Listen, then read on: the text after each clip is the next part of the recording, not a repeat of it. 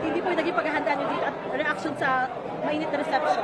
Ito talagang sinasabi natin ng mahal na Pangulo na all of government support dito sa programa ng Bagong Pilipinas Serbisyo. Pero ito talaga ang programa nating mahal na Presidente. Mula doon sa kampanya, sinabi niya, dapat ibaba natin ang gobyerno sa taong bayan. Hindi lang kailangan ng mga tao pumunta sa mga opisina. Mismo ngayon, nakikita natin, bumababa talaga ang lahat ng mga departamento at ahensya sa taong bayan.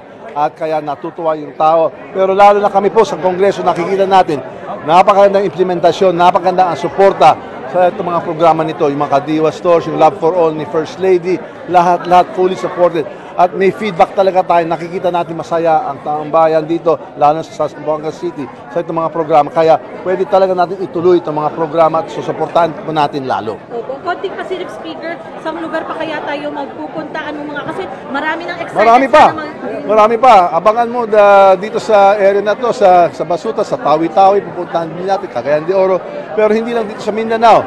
Pabalik-balik tayo sa Luzon, Visayas, Mindanao. Pero ito, first time dito sa Region 9. Pero sisiguraduhin natin, lahat ng probinsya buong Pilipinas, aabutin natin.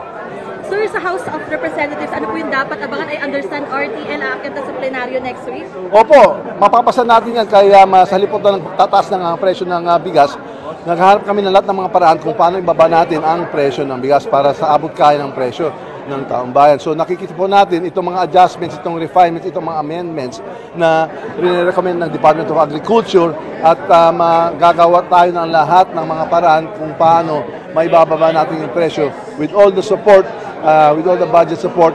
Itong mga refinements kagaya yung Secretary of Agriculture siya na rin mag-import at yung target po natin, kailangan, kung sino yung target, i-break natin yung 30 pesos kada kilo.